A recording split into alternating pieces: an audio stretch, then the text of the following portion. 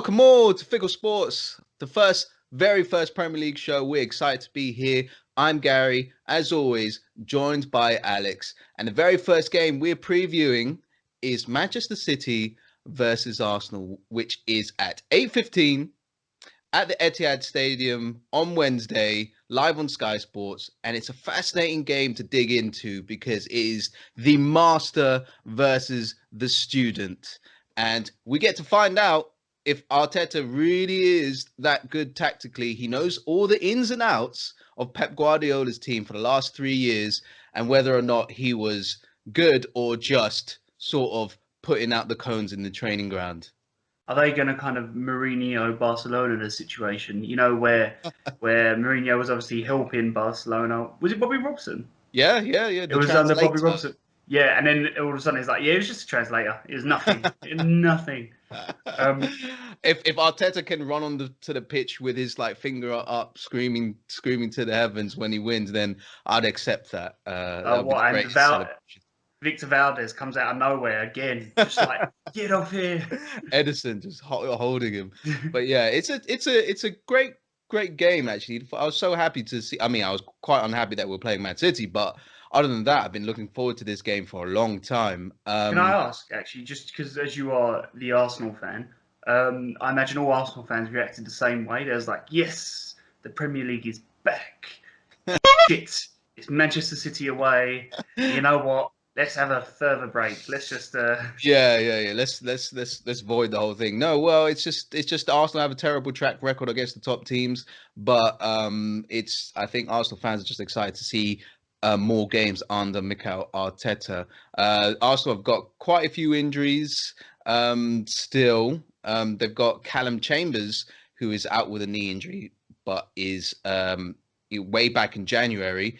And Lucas Torreira, he fractured his ankle, but he is training now. He's sort of in contention. And Cedric Suarez, who's never played a minute for Arsenal, has somehow gone and broken his nose. So he's a doubt. Who do you reckon it was? Come on, who at Arsenal did You know it? what? I think it was probably Mikel Arteta because he got confused with David Luiz because I wanted David Luiz to be out for this game. Did you see what he did in the friendly against Brentford where he was just trying to juggle the ball? I don't care if they're like League One players. You don't do that. Whoa, Championship! Don't do Oh, Brentford Championship. dirty. Okay. Yeah, I My tell you bad. what, I as much as I take the piss out of Louise and Arsenal and Yeah. them having Louise, I always do it with a little bit of knowledge that it sort of wasn't your fault because Shelney f***ed you guys. Like Yeah, he he put you demanded getting out of the club. and he put you in such an awkward situation because you had to try and find a centre back, like a Premier League proven centre back, for very little money. So, like Louise, he's an absolute clown. Yeah, but we But still decided to get David Luiz. We could have got anyone else as no, well. but you only had you literally had the money you got for Koscielny. Like Yeah. I'm trying to give you guys a bit of sympathy here. Just take it. Yeah. Should we talk about the league positions quickly? Oh wait, Manchester City. They have a clean bill of health with injuries. Although Kevin De Bruyne has come back looking quite porky. He kind of looks like the fat kid in the Willy Wonka movie. So I'm really happy about that. If he can't run about the pitch, that is an added plus for Arsenal. Let's just get this right. A fat De Bruyne is still miles ahead of any other player at Arsenal. Yeah, Özil, he's a skinny. He's just a sack of bones compared Yeah, to De Bruyne. you got But De Bruyne, massive, rolling about all over the pitch, and he's still doing more kilometres than Özil. no, I actually think Ozil's actually really good with the distance covered. But go on. Let's go into the league positions. Yeah, so Manchester City are second. Now, Liverpool are going to win the league. They would have to go on one of the worst runs in the history of kind of title challenges to not win that. And I think City sort of know that. So all they're going to be concentrating on is just securing that second place and just trying to make sure that they finish there. Arsenal are gone. Well, it's a weird one, don't you think, with Man City because they got the Champions League ban looming. They can't win the Premier League. They're waiting for the Champions League to resume after the Premier League campaign. It's quite a weird, like, I don't know what the squad motivation for these players are. Is it they just would be happy to be playing, but that's about it. Yeah, I think Pep. I don't think Pep's the type of manager just to say like kind of okay, we've got here. Let's just we've kind of we're going to finish in Champions League positions where we want to finish. So let's just like kind of take it easy. I don't think he's that type of manager. Yeah. I think he's going to play every game. They're going to try and win every game. At the least, what he might do maybe is he might try and like kind of experiment a little bit when they've secured second. But essentially, they haven't got anything to fight for. They pretty much going to finish second, I think. Arsenal, on the other hand, is a lot more interesting. So they're currently sitting in ninth, but they're only 5 points off of Manchester United, sitting in fifth. And fifth, it gets laughed about for so many years, but this year it could be a Champions League spot. So it is well within grasp for Arsenal. So this could be because they have a game in hand. So obviously, if they win this, they'll only be 2 points off. So they really should be really up for this game because if they win that, they could really have Champions League football Yeah, I in feel their borderline sights. embarrassed because Arsene Wenger made it infamous the fourth place trophy, but now it's become the fifth place trophy, and that hurts me a little bit. But I'm desperate. I mean, because even for Arsenal, they're sort of desperate for the Europa League action as well, because with the pandemic, all the finances are hit. So we've got to take any European revenue that we can. So I think seventh place, sixth place is a priority as well. But they are desperate to get into fifth. If they can beat Man City, that will go a really long way to sneaking into fifth or fourth. Slightly off topic, I think Aubameyang's new contract might be a little bit more sellable if you're in the Champions League. Like Yes. he might be a bit more tempted if you're in the Champions League, but I think you Oh, let's not being in go the, there.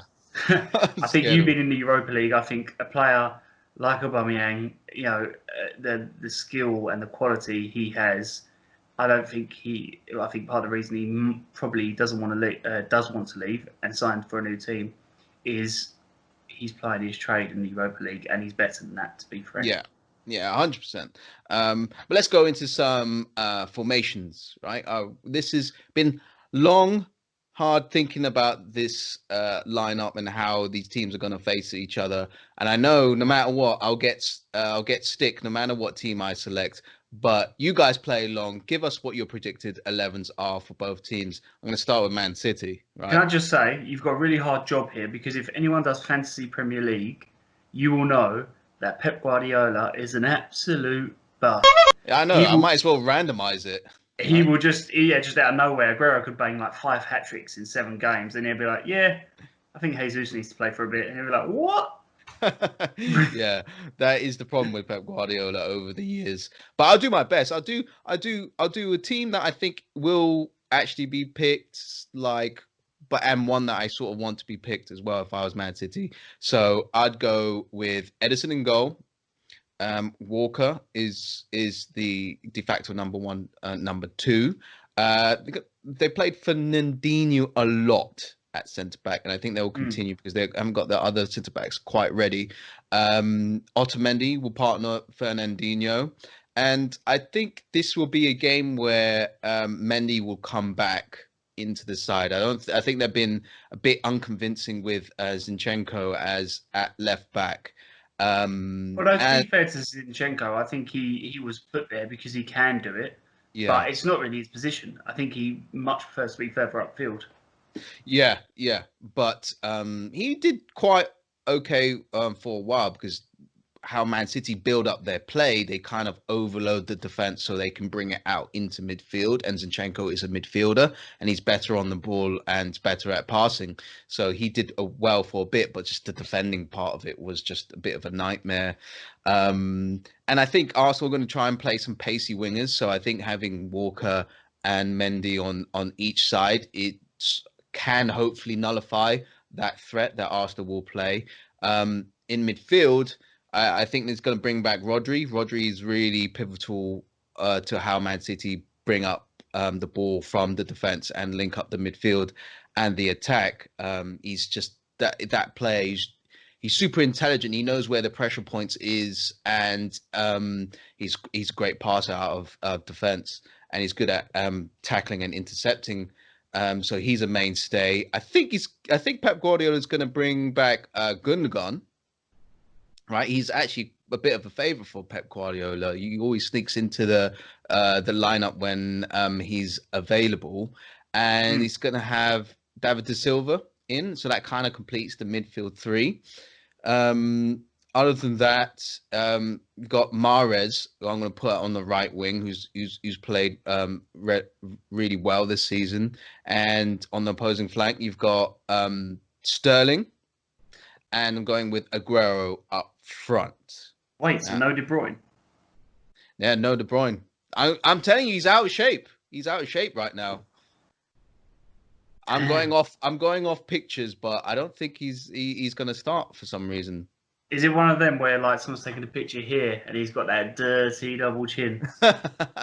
I think all angles here. It's not looking. You just said Kevin De Bruyne is fat from all angles. That is the worst insult I've heard. Like I know I am fatter than him, but I'm not a Premier League football. So why do you think I haven't dived in that much? So what do you think about this? What do you think about this lineup? I don't want to put the hippo in hypocrite. I'm surprised. I mean, you're dropping De Bruyne, you're dropping Bernardo Silva, Sane is back training. Is he going to get? There's a lot of players. I mean, what a great problem to have. Well, you're going to have this problem all the time, I think. Have Manchester City announced any friendlies they've done? No, I don't think so. It'd be quite interesting. I mean, it's Pep Guardiola is definitely the type of manager that if he doesn't think you're ready to play a game, he will not play you. Yeah. And they do have the strength in numbers to rotate if needs be. So I think that's still an incredibly strong lineup. Certainly strong enough to cause Arsenal problems. Who you got for Arsenal? We've got for Arsenal. I've got Leno in goal. He's good. I have to say, Leno is a very good goalkeeper.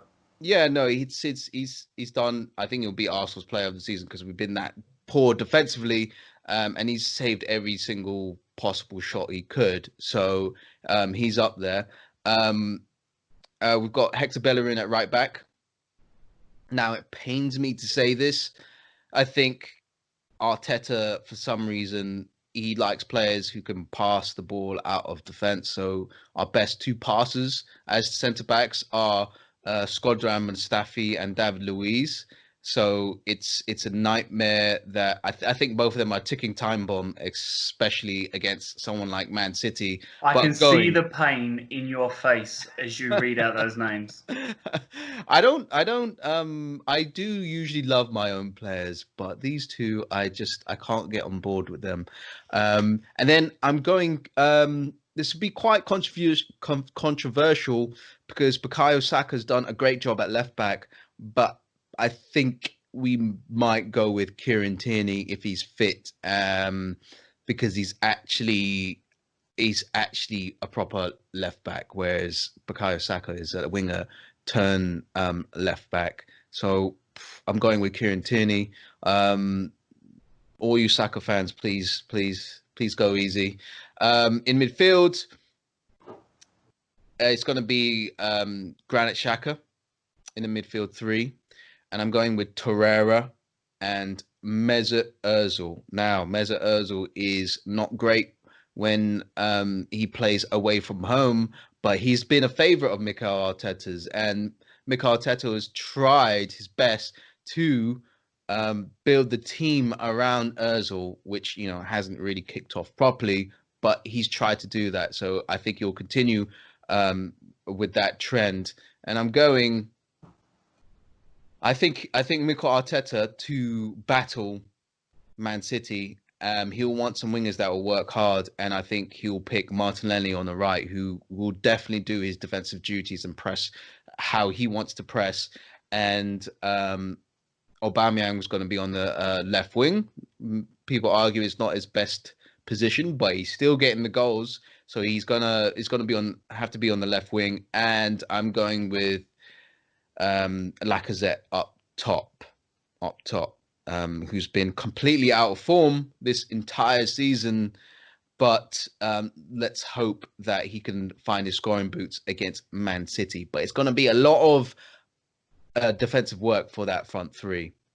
I think on Aubameyang playing the left is actually, I'd say it's a stroke of genius, but Arteta. But it's one of them where you wouldn't argue it. If someone said to you, you're going to play Aubameyang on the left, he has got the attributes to play there. Certainly physically. But for Dortmund, he might have played like 3 games on the left. He was always up front. And I think the issue you have is more the mental side of the game and the runs you need to make when you're out on the left compared to central mid when you're in the attacking position. Like if you put Ronaldo up front, he wouldn't do, well, he probably would do as well, but he likes to be on the left because he likes to make those runs and he likes to cause problems by running between the fullback and the centre back. And so I don't know why this example was in my head, but you remember Pato? Oh yeah, the flop. So when he was at AC Milan, he started off on the left, and that was his position. He was really good at it. He would cut in, and he would make really good runs. And then because he was scoring goals, they went, "Oh, we're going to put him up front," and he couldn't do it as much up front because it's a completely different game. You have to make different runs. You have to try and create more space for yourself because you're now dealing with 2 centre backs. And I think it's credit to Aubameyang that he's been able to like kind of move out wide, but still get similar amount of goals that it would be if he was up front. Yeah, I think the system that Arsenal play, they kind of they push the left back super forward, so he plays like a left winger. That's why Bukayo Saka's been so efficient, and then Aubameyang can always do those darts in and sort of plays as a left winger slash striker. So he definitely gets his touches inside the box and everyone targets him and he does those same runs as a striker as he normally would. So it's just when he's defending that he needs to come back and defend like a winger, which is the problem. But and you got two big strikers in Lacazette and Aubameyang, and this is the way to essentially keep them both in the team. Yes. But okay, now we've got some stats. Stats on the screen, which is really, really interesting. So goals per game, right? Okay, Man City obviously blow Arsenal way out of the water. But one of the most interesting stats, and it's kind of a function of the Unai Emery era, is the shots conceded per game, right? Right, shots conceded per game is 14.8, which is a massive amount. It's almost double what Man City concede per game. I know Man City are so good at keeping the ball compared to Arsenal. I mean, looking at that, I do have to say that if you're conceding 14.8 shots per game, but only conceding 1.3 goals per game, I think it proves your point that your player of the season is going to be Leno. Yeah. And that's kind of weird when you see it 1.33 goals per game. So we're not conceding that much. But then if we're conceding that many shots per game, we're also conceding so much possession and so much dangerous, threatening positions, which stops us from having that attack and filling up the final third of the opposition. So I think that Mikel Arteta is slowly turning the tide, but that is one that jumped out on the screen for me. Did you? What else did you see from these stats? I mean, just City's outrageously filthy 19.4 shots per game. And the thing is, they do shoot from distance every now and again, but it's like 9 times out of 10, it's like they're trying to create a chance to like have a half chance to score. You know, it's not just like kind of Vincent Kompany against Leicester. It's, you know, they're trying to carve out these chances and they're pulling the trigger 19.4 times. It's impressive. Yeah, it's all in and around the box, and it's just bullying. Seems like it's bullying the other team. But now let's get into how each team can win the game, right? I'll go with Arsenal because I'm desperate for them to win this game. It'll be really difficult because I'd really like Arsenal to um, be aggressive, press.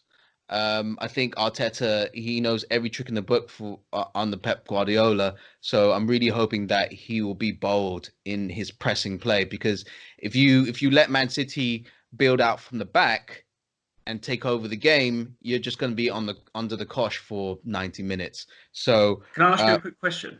yeah. If you're saying Arteta knows Pep Guardiola every trick in the book, which I believe he does, do you think Pep might throw a few surprises in there then to throw him off? Oh yeah, I think so. I think so. It's kind of the master and student where I got to show you a couple lessons in the first time we meet each other. So he might do something different, which will catch Mikel Arteta. I'm just Uh, picturing Japanese like kind of anime, like kind of where it's master versus student, and it's like kind of like it's just like Arteta's like I am ready to defeat you, and then like kind of Guardiola kind of whipping out a fat De Bruyne out of nowhere and goes, "You will never be ready." Arteta's just like in Pokemon, they'll battle out each player at a time. Yeah, it's quite difficult how to guess this. I feel like it's going to be a match where um Guardiola will start with this tactic, Arteta will reply, and then Pep Guardiola will change it, and then Arteta will have to adapt, and it's all going to be quite tight. But I think Arteta could use the template that Real Madrid and Manchester United used on Manchester City and pressing them high and pinning their fullbacks back, which was used to great effect and kind of made Edison kick the ball long for quite a lot, which is quite rare for Man City. Other when than that, Manchester United did that, they played three at the back. Do you see Arsenal potentially playing three at the back? could do they could do. I don't I wouldn't say it's beyond Mikel Arteta. I think he'll do anything if he thinks it's the right tactic. Who would be the third centre back out of interest? I mean, he could easily put Granit Xhaka. He could adapt it as he with that lineup. Other than that, put Pablo Mari in there, who's good at passing the ball as well. Um, but it's hard to say because I don't think he will. I don't think I'm not because he hasn't done that in the past. Um, he won't start off with that potentially. I don't think. But other than that, I think the other key to this game is our key players of Aubameyang. I mean, we Arsenal may not have many chances at all in this game. They might have maybe four chances in total, and we've got one striker that is good enough to score from one chance and one chance only, and that's Pierre-Emerick Aubameyang. And I really hope that he's continued his form into this mini season because he was bang on form last season, and I hope he hasn't lost it. Other than that, I think the team they just have to do a great job in pressing and counter pressing the Man City team, because the Man City team is better than the Arsenal team at pressing, and Arteta has only just got his philosophy and his ideas on board. I know he spent more time with them, but the Arsenal team has not been that good with pressing the Manchester City team and other teams in general. So they've really got to be in tune with one another. Um, Manchester City, wow, it's if they can beat Arsenal's press Oh and wait, build it, I can do this for you if you want. yeah, Turn up. yeah, actually be motivated to play. Yeah, yeah, it's on paper everything. Man City are better than Arsenal. That's a given. They've got the better players. They've got the more experienced players who know the system and different tactical systems to adopt within the game. So they've got that. So if they're motivated, they can carry that out. I think they can put Arsenal on the back foot on the multiple systems. Um, yeah, if they can control the midfield, then Arsenal are a ticking time bomb. I mean, I think Arsenal are one of the worst teams in terms of individual mistakes. Man City are up there as well. But I think Arsenal, with that defensive partnership in Mustafi and David Luiz, I mean, we've got 90 minutes for them to be competent defenders. I don't think that's going to happen.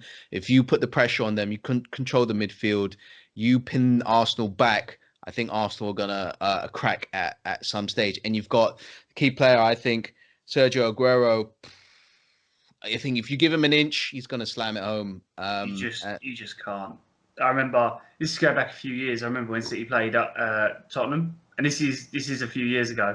But we literally, I was watching it. I was like, don't let him cut into his right. Don't let him cut into his right. We let him cut into his right, and he's just so good at it. He managed to shake off the defender, get onto his right, and I think if you give him any space, he is going to cause you inch space. He will cause you a world of trouble. Yeah, and I feel like David Luiz and Shkodran Mustafi are not good one-on-one defenders. So if at all Arsenal are caught up the pitch, sort of trying to pin Man City back, I think Man City have got great players in Sterling, Mahrez, and Aguero that their transition game and counter-attacking game is really quite fast. It will isolate David Luiz and Shkodran Mustafi at the back, and I'm quite terrified that those players will pick them apart. But that's it. What do you think the score is going to be? I'm going to go 2-0 City. 2-0 City. Do I use my brain or do you use my heart? Brain.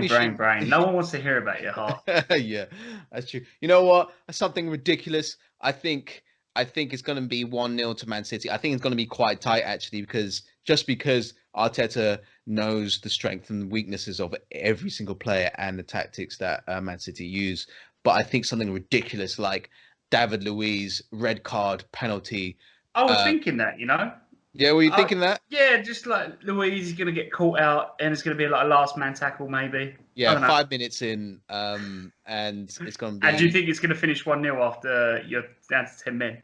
Well, yeah, because I think I don't know the teams they're not fully match fit. Man City are the better team in possession, so that's a big factor in it. So if they can keep the ball for longer, that will be a big factor when teams aren't physically fit. Yeah, David Luiz, red card, penalty. Aguero smashes it into the penalty, and Manchester Gundogan. City just. Oh, you think Gundogan? Yeah, he is their penalty take. Yeah, he is their penalty. I think you've gone 80% head, 20% heart, but I'd accept it. I will take your prediction. Okay, that's our predictions for Manchester City Arsenal. I can't wait to watch it. Like, subscribe,